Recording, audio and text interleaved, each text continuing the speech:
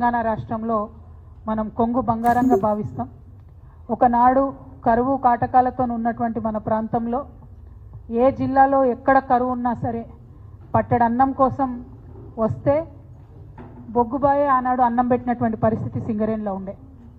మన బతుకేంది అంటే దుబాయ్ బొంబాయి బొగ్గుబాయి అని చెప్పుకున్నటువంటి పరిస్థితి ఉండే. ఆనాడు ఎట్లా ఉండే అంటే మనకు ప్రకృతి ఇచ్చినటువంటి వరప్రసాదం సింగరేణి బొగ్గు కాబట్టి ఏ జిల్లా వాళ్ళు అక్కడికి వచ్చినా సరే ఫిట్నెస్ ఉంటే జస్ట్ సింపుల్గా పరుగు పందాలు పెట్టి ఒకప్పుడు ఉద్యోగాలు ఇచ్చి కుటుంబాలను ఆకలికి మాడిపోయి చనిపోకుండా కాపాడుకున్నటువంటి చరిత్ర సింగరేణికి ఉన్నది. బ్రిటిష్ వాళ్ళ కాలం నుంచి మరి ఈ బొగ్గు తవ్వకాలు మొదలైనప్పటికీ ఉమ్మడి ఆంధ్రప్రదేశ్లో మనం అనుభవించినటువంటి కరువు చాలా మందికి తెలిసి ఉంటుంది.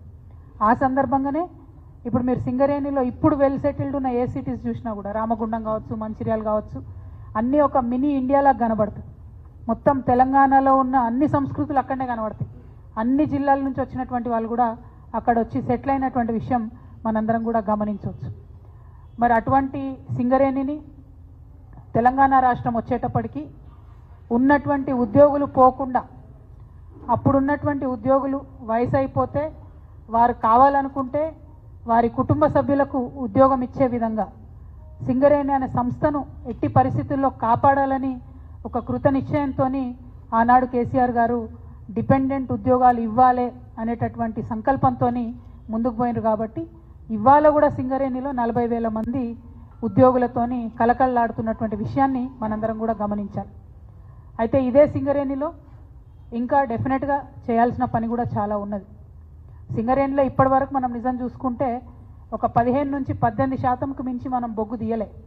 ఇంకా తవ్వాల్సినటువంటి బొగ్గు చాలా ఉంది. మనం సంవత్సరానికి 5 మైన్ల చొప్పు ఓపెన్ చేసినా కూడా 185 మైన్లు ఓపెన్ చేయగలిగేటటువంటి బొగ్గు ఖనిజాలు మన తెలంగాణ భూగర్భంలో ఇంకా దాగున్నాయి. వాటిని అన్నిటిని కూడా మనము వెలికి తీసుకుంటూ మన దగ్గర ఉండేటటువంటి నిరుద్యోగ సమస్యను కూడా మనం పరిష్కరించుకునేటటువంటి ఆస్కారం ఉన్నది. ఈ పాలసీ నేను కొత్తగా చెప్పింది కాదు. కేసీఆర్ గారు ఉన్నప్పుడే, ఆనాడు నరసింహరావు గారు ఉన్నప్పుడే 185 మైన్స్ చేయొచ్చు, సంవత్సరానికి ఒక 5 మైన్లు ఓపెన్ చేసుకోవాలని అనుకున్నాం. ఇప్పటికైనా కూడా నేను కాంగ్రెస్ ప్రభుత్వాన్ని డిమాండ్ చేస్తూ ఉన్నా, ఖచ్చితంగా అండర్ గ్రౌండ్ మాన్యువల్ మైన్స్ని ఓపెన్ చేయాల్సినటువంటి అవసరం ఉన్నది. ఓబీలతోని పెద్ద పెద్ద వాళ్ళకి ఎక్కువ లాభం అవుతుంది, చిన్న చిన్న వాళ్ళకి తక్కువ లాభం అవుతుంది.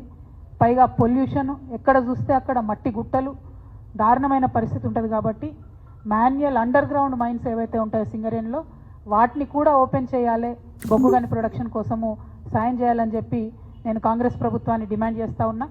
మరి మీ అందరికీ తెలుసు, ఒక్కొక్క సింగరేణి కార్మికుడు యావరేజ్గా దాదాపుగా ఒక 6 టన్నుల బొగ్గును ఉత్పత్తి చేస్తాడు ప్రతిరోజు. మోడీ గారి లెక్కలు అంటేనేమో టన్నుకి 25,000 రూపాయలు. కానీ మోడీ లెక్కలు కాదు, మనం మామూలు లెక్కలు తీసుకున్నా కూడా టన్నుకు 5,000 పట్టుకున్నా కూడా ఒక్కొక్క కార్మికుడు సింగరేణిలో రోజుకు 30,000 రూపాయలు సంపాదించి తెలంగాణకు ఉల్టా ఇచ్చేటటువంటి పరిస్థితి ఉంటుంది. అంటే సింగరేణి కార్మికుడి చెమటతో తడిచినటువంటి ఆ బొగ్గుకు అంత విలువ ఉన్నది. కానీ సింగరేణి కార్మికులకు మనం ఇచ్చేది చాలా తక్కువనే ఉంటుంది.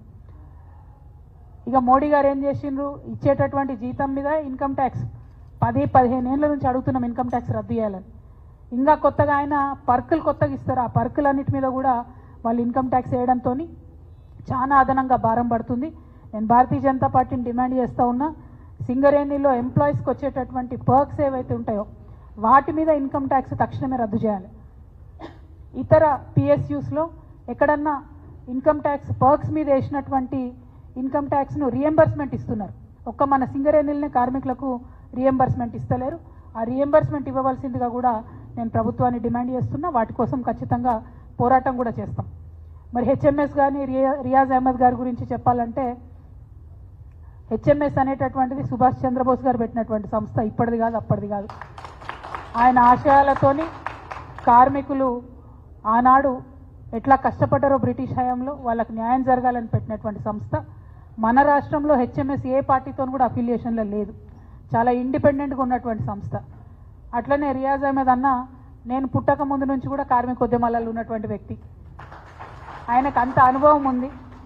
సెంట్రల్ వేజ్ బోర్డ్ మెంబర్గా ఉంటూ అనేక అంశాలలో కొట్లాడి మన సింగరేణి కార్మికులకైతే న్యాయం చేసినటువంటి వ్యక్తి.